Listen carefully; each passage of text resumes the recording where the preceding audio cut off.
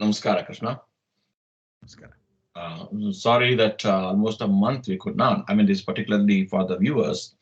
Had a bereavement in the family, and I had to go to India and come back, and it kind of case scuttled everything. These things continue to prove, how it is so hard, to manage adhyatma and the samsara. It is always very difficult. At the same time, more and more, I don't know, I mean, this point may not be relevant to what you're planning to say today, but I thought lay it out here, particularly given the context all of us are in samsara. More and more, I'm convinced that, uh, denying a samsarika model is a very wishful thinking. Okay. It is not going to take you anywhere, right? And in fact, other day, my wife made in some other context, she made a startling statement which really made me understand Srimad Acharya's model of how, even in Moksha, I'm sure you're going to talk about it much later about Moksha model, where he talks about, as it were, everybody has got a cup, measure to which the Ananda is filled. And everybody cannot be filled to the same level. There are Taratama and Moksha when he defines. At the same time, he makes a very unique point that the fundamental problem of dukkha in life, in samsarika life, is many times or most of the time is because of comparing ourselves to others. He or she has got, I don't have it, therefore I'm unhappy. That's how it drives. Otherwise, santushti happens, then you don't even have a problem. You're always ananda when santushti happens. Even Patanjali talks about the same principle. Therefore, Acharya makes an argument that does not matter if different people have different cups of different sizes, as long as each and every cup is brimful with ananda. Since there is no question of comparing in those attitudes do not exist in moksha, nobody feels unhappy. You're happy that you're full. There it ends. The story ends. So that point big suddenly, because my wife was telling, what can we do? How much we can help? If you pour more and more in somebody's cup, it overflows. They cannot take more. It flashed to me, even in a sort Laukika Samsarika thing, if this is the case, I'm very sure that first consistent. I mean, whether you want to agree with Taratama model is another conversation. But once he has defined it, differences we see, hierarchy we see in this life, and even for that he gives a solution. Hierarchy and difference need not be the basis for dukkha's argument, which I think is a very, very powerful pragmatic argument. He extends it to moksha. One might even argue, we don't know, nobody's come back and don't hear Bahudu. But still, as a logical model, he is consistently goes on defining that. From that point of view, though I may be jumping the gun a little bit here, this is what you got. It's very rarely some people like Acharya and others, Raghavendra Swami or Shankara or anybody else, Ramanujacharya, somebody is able to break beyond and come by, more importantly, to guide others. And therefore, I mean, again, I'm reminded of one of the conversations I had with, Shri Hari Acharya, who guided it quite a bit. His own Purvashrama sisters, grandson, etc., they're all our colleagues, our friends, etc., in Bangalore. I visit them and they visit me and all the stuff.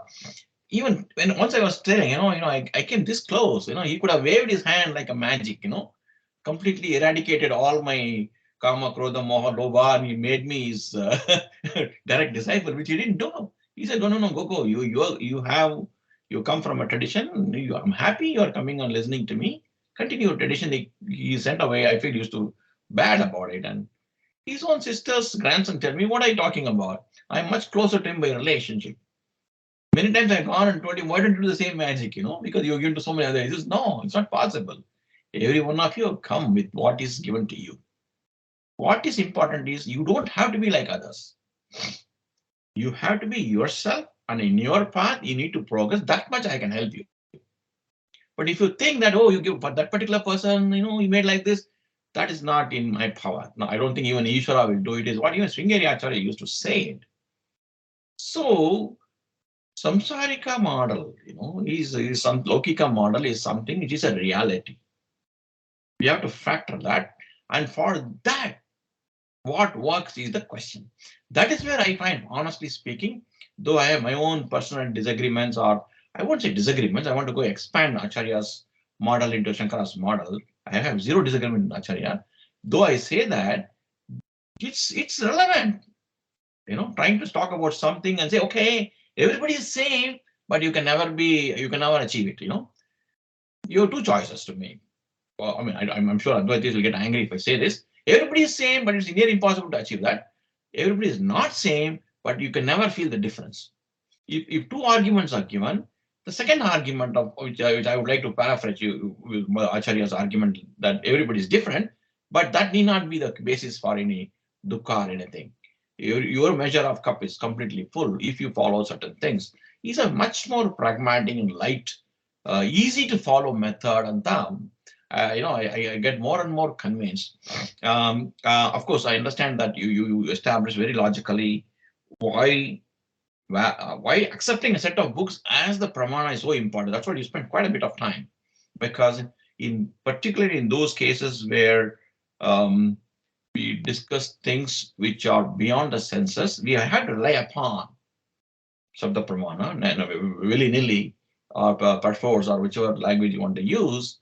Which one is the question? And therefore, you spend a lot of time trying to establish why this particular, not only why this particular one, you also try to establish why this particular method of interpreting those particular texts.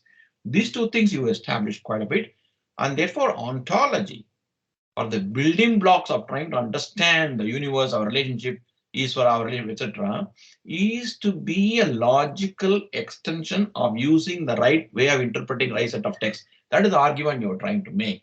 It is very interesting to me because personally, I thought ontology comes first. For a long time, that's what I said, because that's what you observe. As a child, I come up, I don't know any text. I don't know any method, but I observe. Right? I know neither Dvaita nor Advaita. I know neither Mimamsa, nothing I know, but I haven't observed everything. That's how child learns. Therefore, for me, even with the erroneous perception and understanding, ontology happens first to life. And you are turning it upside down, saying the ontology may happen to you in experience first, but fact of the matter is, your experiences are valid or not valid. How do you know? That is where you say you're reversing, inverting the whole pyramid and saying, no.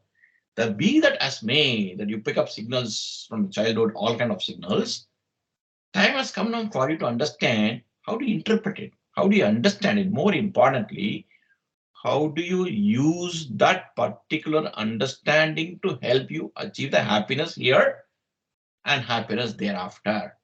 I think it's a very powerful argument. Your logic methodology I really like it. So please continue with your ontology, and then I suppose these 5 minutes points which I mentioned perhaps is a kind of a connecting point, summarizing the previous arguments and connecting point for our audience who have been very patient with us, who constantly ping me saying why I was stopped. And they say that about 100, 200 people keep pinging me from time to time. Not all of them together. Occasionally, they do ping, asking why have you stopped? Please don't stop, they say. It means whatever you're saying is resonating very well. Yeah, if 100 people are reading regularly, I'm very sure 1,000 people must be reading occasionally too, because this is not Harry Potter story, so we don't expect millions to read straight away. So once again, thank you for all the time and effort you're putting, and please do continue building the ontology conversation. Thank you.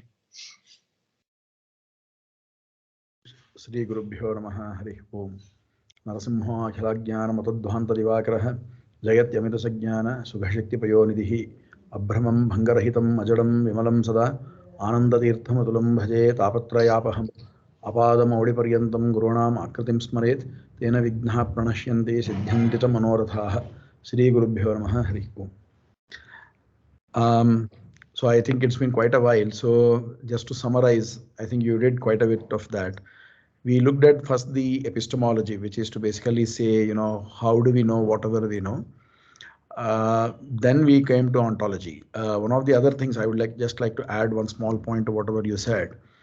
See, what we see before is not really ontology. What we see is the anubhava. We just get anubhava of many things. But is that anubhava complete? Is that comprehensive? Is it all encompassing? I think, as humans, our own experience tell that it is not. These experiences, basically, we should be aware of our own ignorance as well. So that when we say, and there is always correction in, what we know and so on and so forth. So therefore, it becomes essential to first design to formulate the epistemology. I wouldn't say design. Design is perhaps a wrong word. It is to formulate our epistemology, understand, which will weigh in. If there is a conflict, which source of knowledge will weigh over which one, and I think what Srimad Ananda Theertha Madhwacharya has done is to basically lay that thing down in very great detail compared to other teachers.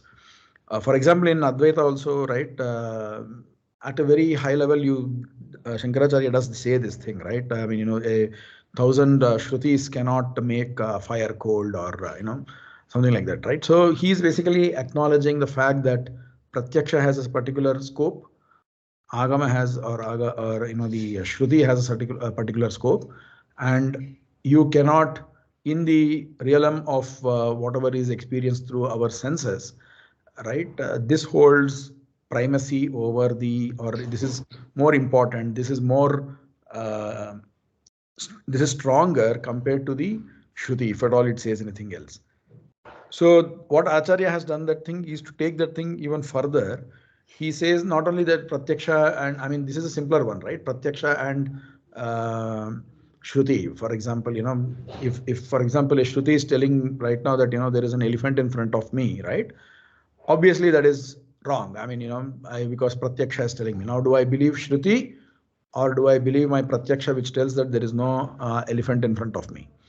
Now, so therefore, the conflict, right? The conflict resolution, that is an activity that goes even further. For example, in Brahma Sutras, what Acharya does there is you to tell, in the same within the same Shruti, the same sentence, there are some words that indicate Vishnu, let's say. There are some words or some phrases that indicate Rudra or Indra or some other Devata. Now, the sentence is about one entity. How will you interpret this? Will you give more weightage to the word, this word, or this word, or this phrase or this phrase? If not, if this, why? If not this, why? That kind of discussion is what you will find very, very predominantly in Acharya's Brahma Sutra Bhashya.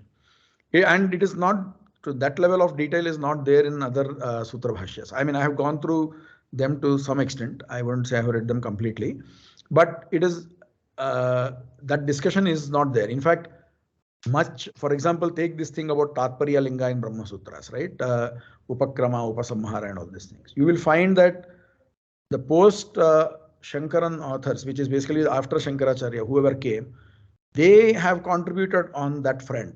As to how do you actually take something like Sadaiva Samya Idamagrasid, whatever is there in Chandogya, and then put that thing over there. But what Acharya has done is, so he has basically developed, not from scratch because it is all there in the sutra itself, and he has basically developed the framework for interpreting Shruti. Okay, so we need to understand that framework to be able to appreciate why Acharya has come up with this particular ontology or framework. What is the sadhana framework? What is moksha thing? It is not just related to Advaita or Dvaita kind of thing. For example, in Krishnamrita Maharinava, right? He says there are some texts which talk about doing upvasa only in Krishna Paksha or Shukla Paksha. So, but there are other texts which say that upvasa. I'm talking about Ekadashi upvasa, right? So, do you fast in Krishna Paksha or do you fast in Shukla Paksha? So there is yet another text which says that there is no difference. You have to fast on both these things. So my point was that it is not just in this pure Vedantic dialectics, right? Even for Acharya, it becomes important to understand how you are interpreting, how you are prioritizing these different texts, how one is more important than other in driving a particular conclusion. So therefore, we spend a lot of time in textual analysis. Yes. And I mean, this is unlike the modern thing, you sit in dhyana and then you will get everything types. So I mean, our point is that, that the only way to tell us that it is not a hallucination, right, is because there is pramana to it, right? I mean, and I mean, therefore, it becomes essential to understand epistemology very, very strongly before we go to this thing. So, in fact, the only thing where epistemology has to consider is your sakshi anubhava, right? The fact that you are ignorant, you are limited. It doesn't need any shastra there, anything, and nothing can overturn that. So that is what Acharya keeps pointing, saying that your final validator, any knowledge, any theory you make up, whether it is Dvaita, Advaita, whatever it is, science, or there is nothing like this, okay? Or even to say that, there cannot be final certain knowledge at all. Even to say that, you need to have one observer whose understanding of that particular dictum is final and certain. Therefore, I mean, at the end of it, you need to have that sakshi which says that thing. So everything needs sakshi at the, what do you call, as the unfailing arbiter of all experience, all knowledge, whatever can happen. Ultimate witness. Yes. So, and you have to admit that whatever the sakshi has admitted as finally true, right? I mean, we go through many experiences where there are corrections. So there are some points where, correction is just impossible. So Acharya says, antarangika anubhava, whatever is there, right? I felt happy, I felt pain. You earlier you were saying something, right? I feel that it is not me. I am able to observe that thing without, getting impacted by that. So there also, in all of these things, you need to have something that says that this particular observation can never be overturned. And that is what we call as sakshi. So epistemology, whatever we put, it has to finally come down to that point. So that's why Acharya says, Nacha anubhava virodhe agamasya pramanyam. So while Shankaracharya talked about pratyaksha, okay, it could be any of these bahya pratyaksha. Acharya made it little more specific. He says this sakshi anubhava, which is sakshi pratyaksha, anubhava is sakshi pratyaksha. It cannot be overturned by any agama. Therefore, abheda is out of question. Okay. So anyway, we'll come to that. So even if you give me, right, scriptural statements that say that, your current experience is fallible, is open to correction, right? I will be forced to interpret that scripture in such a manner that my sakshi anubhava cannot be violated, is not violated. So I will, for example, write prapancho yadi vidyeta nivarteta na samshayaha. It says this one. Acharya says this comes in Manduka Upanishad. People call it wrongly as Mandukya. Actually, it is just Manduka Upanishad.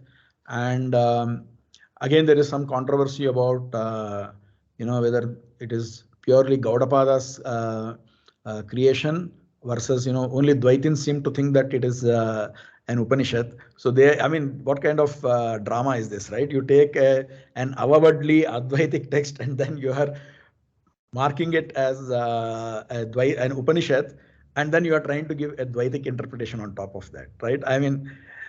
People have alleged these things, but what I think people like B.N.K. Sharma and even before him, right, they have shown is that there is good parampara even within the Advaitic tradition that treat these things as Upanishad or as script Agama. That's why it is called Agama Prakarana in the Gaudapadhikarika also. So anyway, we'll come back to that. So he takes this prapancho yadi vidyeta nivarteta na samshayaha, right? It is a form of a logical statement. If the world were to exist, then it would have been withdrawn definitely, something like that, without any doubt, right? It would have been withdrawn. So if this logic is there, Acharya says that there is no basis for this logic, if that is the interpretation you come to. Because even the Atma also exists at the end of the day, right? And therefore he says Vidyeta should be, I'm cutting short a lot of his arguments. He goes into big detail in how you interpret what do you call this particular verse in his Vishnu Tattva Nirnaya. Okay, we will come to those things. I mean, I'm trying to not get into Shruti interpretation because it is a more complex thing, and more importantly, it is essential to show that you first draw the lines of the rules of interpretation, then you come to the conclusion. Rather than I have these conclusions, now I force my interpretation around that or my rules around that. That is kind of I mean putting the conclusion in before the data is there, right? That's not what we want to do. So we should have the rules of interpretation laid out in a logical framework, and then we say that okay, because of these rules of interpretation, this is the logical conclusion. So we'll come to that, but right now let's go ahead with the assumption that what we are saying is the Shruti does not admit of multiple layers of reality or anything like that. The Veda or the Agama also, even our experience also doesn't say that thing. We can have this thing about video games. People say that, right? When you are playing a video game, you have a particular reality over there, and same thing of, let's say, a movie theater, right? Why even movie theater, right? Yeah, movie theater. Let's take that thing for the time being, right? The characters are there on the screen. There is certain action that is happening, but it is all false. I mean, it is not entirely false because you wouldn't be sitting there if it were to be entirely false. At the same time, it is not entirely true because those people seem to be happy and living and all those things outside, though they are dead on the screen or whatever, right? So people use these kind of examples to kind of justify the Vyavaharika and Paramarthika kind of reality. So we have a different take on them. And our main idea is that, see, examples don't prove the theory at the end of it. They are not pramana. They can, if the theory is already known, proven beyond doubt, then to explain that I can use examples. Okay, and even in these examples, it is not like there are two layers of reality or anything like that. Okay, so one element is true, one element is false. Just like in our dreams also, for that matter, right? I take the same thing about the movie thing only, right? For example, you will see that let's say two people are fighting over there. Are they really fighting? The answer is their physical. The answer to that is, as far as their physical movement is concerned, they are actually fighting. Yes, I mean the camera and all those things included, the camera effects being included. You will say that yes, that part is real. What is unreal? The unreal is that the same thing is actually applicable in the non-film world kind of thing. Okay, so it is asat. Some part is asat, definitely. One amsha is asat. The other amsha is sat. It is real only. Correct. There is no, it is sat there, asat here. No. In the real this thing. For example, take the same thing, right? If instead of movie theater, you are actually seeing a theatrical drama, and one guy actually goes and drives the knife into another person. Is that real or unreal? It is real there, right? The same thing is just managed differently over there. It is asat in case of a movie, but in case of theater, it is not asat. That guy will be charged with murder if he actually drives a real knife into the other character, right? So therefore we have a different take on all these things, and even the dream part, right? Dream, we say, for example, the what do you call? Let's take this pot as an example. A pot has a real material cause, right? It is upadana karana, right? This one, what do you call? The serpent, which you had mistakenly seen, right? That does not have a real material cause. Okay, so one of the, I mean, I'm talking a little loosely here. This is if you what do you call, dissect it slightly more, this thing, it will not work through. But just for our initial understanding, let's take this thing here. So if it has a real upadana karana, it is not, what do you call, it is not Brahma. It is not an illusion. Correct. On the other hand, yeah, on the other hand, if it has, if it does not have a upadana karana, but it is a product, then it is, what do you call, then it is an illusion. You can let's say we frame such rules over there. Now, the dream objects. Let's say I see a pot in my dream. That dream pot has a real upadana karana, which is my vasana, which is whatever is my impressions and samskara, whatever was there. That thing was converted or morphed into a particular pot in that we saw in the dream. So it is not unreal. What is unreal is the fact that whatever I'm seeing, I say that this is the same pot that I had seen when I was awake or what I had seen in the morning. So the asat amsha, right, the brahmamsha is on one particular part. The rest of the part is real only. And we don't call this sarasad vilakshana or anything like that. We dissect it and say this part is real, this part is unreal. Why confuse yourself with sarasad vilakshana or asad vilakshana and all those things, or maya, mithya? We basically get into the details and we say this particular detail is true, this detail is false. So everything goes to that level of saying sat, asat, sat, asat. So we are happy with a two-value reality with us because it explains everything and it is simpler to have understand also.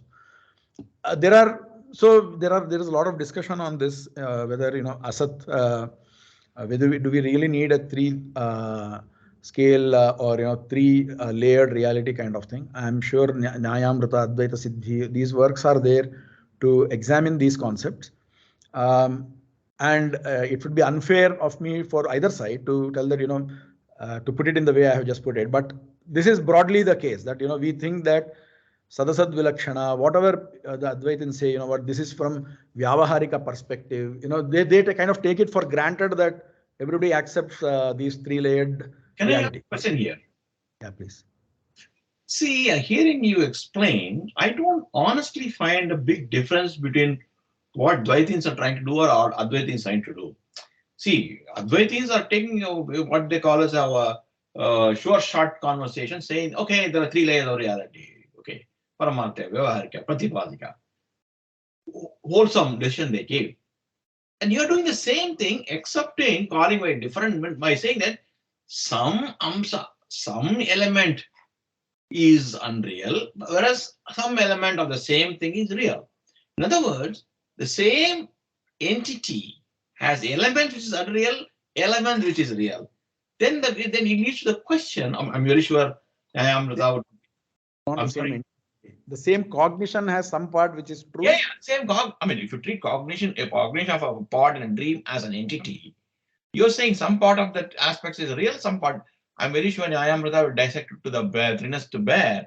But my argument is, at the top level which you're talking about, it's a question of saying the same Vyavaharika Parama Sadasya Vilakshana by some other name.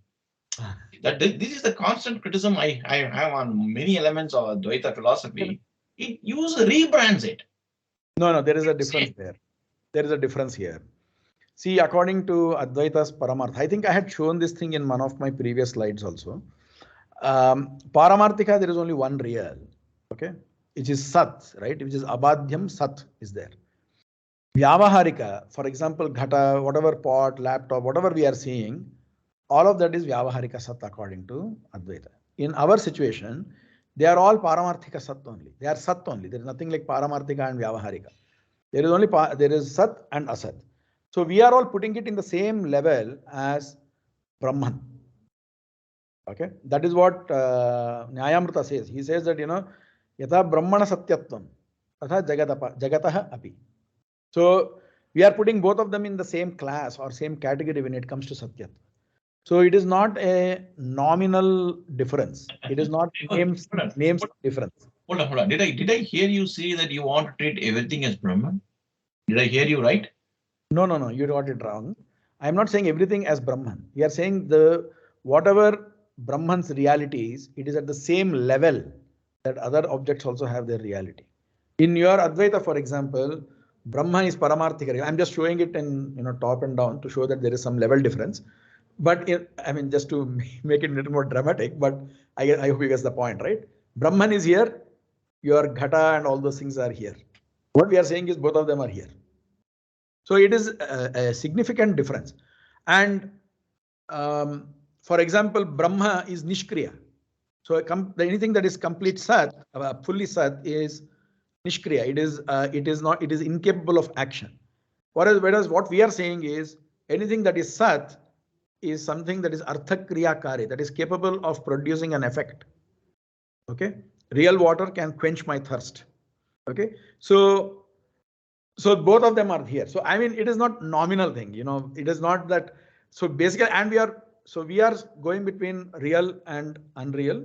You are saying real is there, pratibhasika is there, paramarthika is there, and vyavaharika is there. So they are quite different, and that's the reason why, I mean, intellectual giants like Vyasarajuru and people after him, even in the Advaitan community, right? That's why they went into this thing. I mean, they'll be the first to spot, oh, this is just a debate in the namesake. I mean, at the names, it is not something. I'm very sure many Advaitins do say that many of the arguments are just namesake arguments. They don't prove it. I mean, it's not Matsuran Saraswati will have a heart attack if he says it. I mean, he'll be displeased if he gets to know this kind of. So we basically say that now that we have the entire reality, right? So Agama is there. We have to now determine, right, what does the Agama say about the universe and everything else. So here it is again important, right? I mean, you were talking about the moksha thing, right? So see, one of the constant criticisms that against us is just because you like the possibility of there being a state where there is only happiness, or where there is no misery or pain, you are putting up this entire apparatus of scripture, moksha, all these things. But that state itself is invalid, or it is a hypothetical or an imagined state. If people say that, right, the only argument you can have is that no, epistemologically, Agama is my pramana, and Agama states that such a state is possible. And since Agama states such a state is possible, I will now strive for it. I will try to do something which will take me there. So therefore, epistemology, again, it is not because I'm able to explain a moksha that is better. No, it's not that. Agama tells me, therefore I believe this thing. For example, if Agama tells me, eat onions, I will have to eat onions.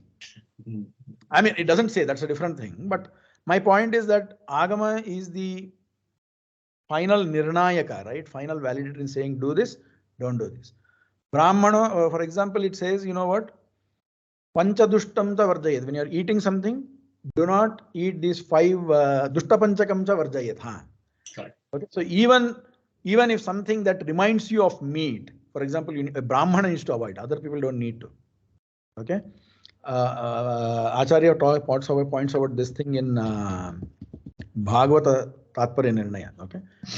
So Kshatriyaderna doshaya vipro doshena lipyate. He says this thing. So even in the previous yugas, right, when they are supposed to eat meat, they will have to just do grana bhakshana. They will have to smell it and then leave it. That is equivalent to eating it, but they wouldn't have consumed it actually. So there are such injunctions, and to tell that only Brahmana should do it, others should not do it, or others should do it, Brahmana should not do it. All these things you need the scripture to tell us that thing, and the scripture is the source of injunction and prohibition for us. I think that part all Vedantins agree upon. That is not an issue. So the same scripture, it tells us that Vishnu is there is one God, right, who is called by all names, or Yo Devanam Namadha Ekaiva, right? He is the bearer of all names. And then the Ekam Sat Vipra Bahuda Vadanti is there, right? Yamindra Mahuhu, I mean Agni, Varuna, Sudivyo, Garutman, Ratha, something like that. All those things are there, right? So yeah, so there also there is, see, what and what do you call Yamantas Samudre Kavayo Vayanti. Okay, so whoever the jnanis see that he is resting on the ocean, the jnanis call that as the Parabrahma. That is the Akshara. So this is there in Mahanarayana Upanishad. Right. So based on these things, and there is one Bhalaveya Shruti that Acharya quotes. So the same Bhalaveya is quoted by Sureshwaracharya also, but not the same line, which basically says Namani Namani Sarvani Yama Vishanti Tamvai Vishnum Paramam Udaharanti. So based on these quotes, we basically say Vishnu is the supreme thing, okay, supreme being, and there are also, we understand the fact that there are enough Vedic verses which say Vishwasmad Indra Adhikaha, Indra Uttaraha, right? Indra is higher to everything else, right? Then we talked about even the same statements being available for Rudra also, Shweta Shvatara, and all those things are there. So how do we do that resolution? Again, it will go to the Shruti interpretation. So I will just tell one point here, I mean, just to lead to that thing later. We basically say which is Niravakasha and which is Savakasha. Okay, something that yields, or that can be interpreted in a different way, something that lends itself to a different interpretation is a weaker one, because both are pramana at the end of it. Okay, so one statement which says Vishnu is supreme, another statement which says Rudra is supreme. Which one to not downgrade, which one to interpret differently, right? So the answer is whichever is Niravakasha that is Prabala, and whichever is Savakasha, that is Durbala. That means that is weaker. So a Niravakasha statement rules over Savakasha statement. You shouldn't discard the Savakasha statement. You should discard the meaning of that thing, and you should come up with a meaning that is in line with the Niravakasha statement. Okay, so this is the interpretation that we go with, and since there are other words, verses which say, for example, Vratamna Minanti Rudraha, there are statements which say in the Veda itself. You don't need to come to even to the Upanishads and all that. It says very clearly that Rudra, Indra, they do not understand the meaning of they do not understand the actions of Savita, the creator, Prasavita, which is basically the creator. And so based on these two set of statements, right, which are saying, one which says that the bearer of all God names is one, and another one which says that these gods do not understand the actions of this person. There is another set of statements, right? Bhaya Agnis Tapati, right? You have heard, you've seen that thing in Taittiriya, right? But on the fear of that supreme being, right? The Agni burns, right? The air blows, and even the Yama, Mrityur Dhavati Panchamam, right? Even Yama does his job out of fear of this statement, of this being.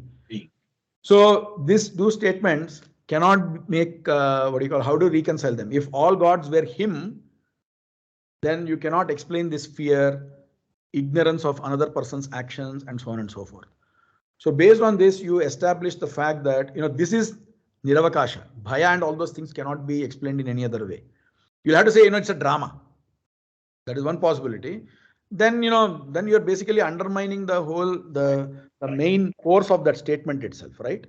You are basically saying you're not a valid pramana for me. Whatever is drama. So in fact, that question can come to our Dvaitins also later. We will come to that thing. Okay, it is not that question has to be answered by us. So therefore, we say that there are different gods. The bearer of those names is same. Namadha eka eva. Nama dharayati iti namadha. Correct. Where is that name? What does bearing the name mean? Basically, every name suggests a particular quality. Quality, correct. And that quality he has. Therefore, he is the bearer of that name. So the same pramana also tells you that, the other pramana which tells that, these act in fear and so on and so forth.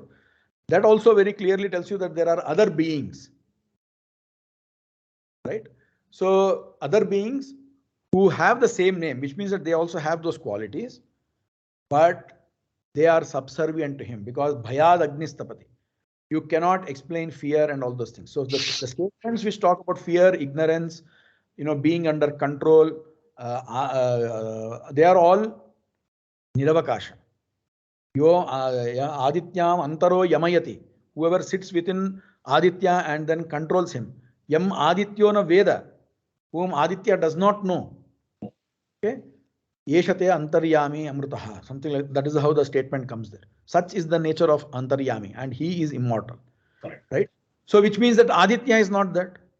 And since it is saying Adityo Yamna Veda, it is not talking about the insentient, the Jada sun over there. Correct, He's correct. talking about the sentient Devata over there. Correct, correct. So this also points to a difference over there. So Acharya takes these things, and I mean it's a what do you call? I mean this is the biggest thing in the Sarvamula of Acharya, to show that Vishnu's supremacy is the unquestionable what do you call, conclusion of all scripture. Vishnu Rutkarshehi Sarvashastranam Mahatatparyam. That is the primary purport of all scripture. Can I make a point here? Yeah, please. See, Vishnu being the supreme Tattva, nobody disputes that. To some extent, I believe Acharya unnecessarily labored to make it a big issue, because even Advaitis agree Vishnu Tattva is supreme. The only quarrel they have is that if you start calling it individual gods and personified and all those things, they say that's not the way it is. But as a Tattva, Vishnu being supreme, nobody I have not heard Shankara dispute it, nor Rama dispute it, anybody. Why so much focus? I'm sorry for using the word, pardon me for saying the word, almost like an obsession. Why? Okay. So the answer to that is, if you go through the thing, why then even now people dispute it, Vishnu Sarvottamattva. Basically, there are different types of Advaitas, and I mean, one of them which says that, the Trimurtis are manifestation of the Nirguna Brahma, right? So Vishnu is the manifestation of that para, this one, okay? So in fact, that the highest category, is maximum manifested is as a Shiva, is one of the very dear notions of this, what's his name? Appaya Dikshita. Yeah. He is considered to be a big celebrated author everywhere, but I find some of his points quite, I mean, not, they don't deserve so much. I mean, you will not be able to understand why he gets so much respect, basically. I just want to say here that I think, I'm sure my Advaita friends will not get upset with me for saying this. To some extent, I see a lot of people trying to uphold Appaya Dikshita, because, see, Appaya Dikshita, Vyasa Tirthuru, they're all, I think, Vijayendra Tirthuru, they're all contemporaries, right? Right. So there are a lot of friendship also there. I heard about quite a bit about it, no? No. But no, I mean, there is one of the one Madhva Pandit only wrote something where, he wrote a book called Ajaya Vijayendra, where he talks about this friendship, but I am not too sure of that one actually. No, but friendship is not the point. What I'm trying to say is, among the Advaita circles, there is a feeling, particularly the later day younger Advaitis I see, there is a feeling that Advaita, for Advaita, the body is gone. It's not big thing. Okay, once in a year they remember the guru, etc. But beyond that, it's all gone. Gone is gone. But for the Dvaitis or Madhvas, particularly Madhvas, this annual celebration, aradhana celebration, is a very big thing, and they're astonished to see the amount of popularity in the crowd pulling and people feeling devoted. It happens every year, multiple times. There's so many aradhanas happen, the Vakyartha happen, so many different things happen. And I think suddenly they feel that, our strategy of treating that body is not so important. It's gone, means gone, forget about it. And therefore, you don't have to. See, if you want to celebrate a Vrindavana, right, you have to give a little more value to the body. Right? Otherwise, there's no association of Vrindavan with anything else. Because whatever Guru taught is a knowledge. There is no Janma for it, there is no Mrityu for it. So what is Aradhana? What is the Jayanti celebration of a knowledge? That has been the outlook of pure Advaitins, Shuddha Advaitins as it were, but the new Advaitins find it's not very, it kind of creates a vacuum, and therefore they're trying to, particularly Appaya Dikshita, I find quite a few of my friends also keep writing about it. It's okay. I mean, they want to bring back some of the Advaita practices into Advaita. Okay, nothing wrong with that. In fact, my lament, I think, not my lament, I shouldn't be saying my lament, even at least in some places within the Madhva circles, the aradhanas do focus a lot on the knowledge part of it only. They think that, that is the primary aradhana.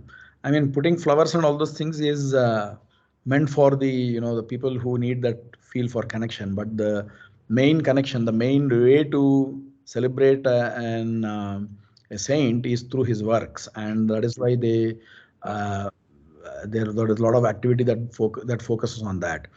Even in the recent one that I attended. The day after the basic puja and all those things happen, it comes down to vakyartha, and then kids giving pariksha, and they're trying to explain their understanding in front of other scholars, and so that's a pretty active community, and I think that community feeling is what other sects within Bharatiya darshanas, they need to have some mechanism to revive that. I think that's where this Aradha becomes very important, because a time marker. Why do you want to celebrate a person? Everybody dies. Why do you want to celebrate this person? Because he gave this knowledge. And what is that knowledge? How much do we understand? That triggers a set of activities after all the hara, then puja, then eating is done. That is lacking completely, because I have not heard a great, let my Advaiti friends correct me if I am wrong. I have not witnessed a Vakyartha the way it happens in Madhvacharya anywhere in Advaita Matas, is primarily because it's not associated. It's gone. I mean, it's almost erased from the memory, frankly speaking. Whoever, long live the king, king is dead, long. That's a model. King is dead, long live the king. The Acharya is respectfully buried and sent away, and the people talk only. His photo is also removed from primary places, and the new Acharya, like presidents and prime ministers, he takes, from one point of view, that is understandable. Another point of view, that does not trigger to this level of vakyartha, right? So this is something people are trying to revive by, and also more than vakyartha, I think it is the need to have an identity, right? To be able to identify with a particular set of tenets. I wouldn't say beliefs, to a set of tenets. It needs certain physical things to happen. It is not just by reading and all those things. You need to see others debating that, others discussing that, and others celebrating authors of who gave that knowledge. I think from a community or social building point of view, I'm not blaming just Advaitins over there. I think the rest of the I mean, take something in North India, for example, right? Do you think any of these things, even whatever happens in South, does it happen over there? I mean, there are multiple reasons for this lacuna or absence, but I mean, if at all anybody is thinking of a Hindu social building kind of thing, these aradhanas, I think, are essential. Very much, yeah. Of course, North India has its own set of Islamic invasion, destruction, threat, life threat, etc., which completely made it disappear. I understand that, but the fact of the matter is that is a struggle, in my view, in the Advaita community. When you say that Nama Rupa, etc., is all a matter of almost an imagination, what is it to celebrate? Even me, for example, when my guru, Sri Abhinavya Mahaswamina, died, I said, okay, it's gone, so what? It mean nothing to me, frankly speaking. For years, I never went and did nothing, because my mind has been conditioned to think, okay, it's not important, body is not important, Nama, Rupa, nothing is important. Vidya, how much you have partaken, follow that. In which case, what is there to celebrate? That it leads to argument. People who are bold enough say, stop it, forget it. But I think that way, I think Madhva Mata's idea of having a very rigorous periodic remembrance and celebrations of great saints, and recalling the works, having whatever possible in current times, discussions, debates about it, is a master stroke, which they are trying to revive, but they are not stalwarts. One thing is also because fundamentally Madhva philosophy, it is, in my view, it is the fulcrum is text interpretation. It's very, very important, like you also mentioned in the beginning, and therefore it led to enormous amount of authorship. Sequence of people, everybody, Swamiji is expected to write a book. How many books did he write? if you read V.N.K. Sharma in Voluminous Volume also, he always lists what are the books he wrote, right? You don't see it in other denominations. You don't see it because that's not so important. Here it's very, very important because text, interpretation of text, what is the correct meaning, this is the way to understand, how to counterweigh whatever you explained in the last half an hour is very, very, that leads to an opportunity for a conversation, I think. Other than Madhusudan Saraswati who fought with Nyayamrita, I mean, you don't have much, frankly speaking, right? In terms of output. There, the shift is more towards contemplation, analytical thinking, dhyana, samadhi, anubhava. Not so much about debating, discussions, and writing books. That's what I feel. Though I know Dr. Subramanya, who guided me quite a lot in my younger days, Indian Social Science professor, who is a Naistika Brahmachari, he wrote a massive 2-volume book on one pager. Dakshinamurti Sloka is 1-pager document. He wrote some hundreds of pages commentary on that, which made me feel that, oh my God, there seems to be Vyasa Tirtha hiding in him. Yeah, I mean, we can, I mean, in general, I think, you mentioned some points which the community builders need to do ruminate and introspect about. I think there are some important points out there. Otherwise, the way we are going with our the current WhatsApp universities of Hinduism, that is not going to, strengthen the community. It is going to make it more unintellectual and, faith-based and without any debate, and, it's more political than anything else, and that will not sustain the community or the society at large. Long term, yes, correct. Yeah. So yeah, coming back, I think from a fundamental point of view, Nice. I will just stop. So there were enough reasons for Acharya to mention, and he is not just talking from a debating point, of correcting another existing school point of view. He is trying to create a system or revive the system where Vishnu Sarvottamattva is the most fundamental conclusion from the Veda. So even in Advaita, the Vishnu of who is deemed to be Advaita within the Advaita or the general understanding, he is just one blue-handed guy, blue-colored body, four-handed Shankha Chakra Gada sitting in the ocean and nowhere else. But for us, he is not like that. He is Gunapari Purna. That is what the Veda tells him. In fact, that is the definition of the word Brahma. Kasmaduchyate Brahmeti, right? Brihanto Yasmin Gunaha, in whom all the gunas are Brihanta, are like full. That guy is called Brahma. So the very word Brahma indicates a non-nirguna or a non-abstract, but for somebody who is like full of all virtues and without any doshas. And therefore, I think he was trying to, I think he showed basically how that is the final purport, or that is the fundamental purport, that is the most important purport of all scripture. And when he had to do that, obviously there is you have to go through many positions, right? He's not just answering the questions that existed at his time. In fact, many of the questions did not exist at his time. Those things came many centuries later. For example, at that time, Apaurushayatva was kind of considered to be taken for granted, right? Except for some Nayayikas here and there, it is kind of taken for granted. But Acharya said, no, the existing proof, whatever the Mimamsakas have given or whatever the Advaitins have taken, it is not sufficient. It is not strong. So he came up with his own this thing there. And again, same thing, right? He does the same thing to establish that there is a jiva who is fundamentally different, that sentient principle who is fundamentally different from matter. He proved that also from logic. And that was kind of accepted across, why just Bharatiya Darshanas? Even Islams and Christians also accept that thing. So therefore, I think his point was, I need to logically establish, I need to establish a tenet, and then only it becomes acceptable. So he did that thing with some focus on Advaita because it was predominant there, but his vision was much larger. It is to basically say, this question may come, let's say 10,000 years down the line, I need to provide the answer now. That was his concern for reviving the Vedantic, the Vedic philosophy. And that's why some of his texts carry so much emphasis on Vishnu Sarvottamattva, or on proving that, the world is not unreal, and so on and so forth. With that, let's stop here and let's continue next week. Madhvesha Thank you. Krishna. Namaste. Namaste.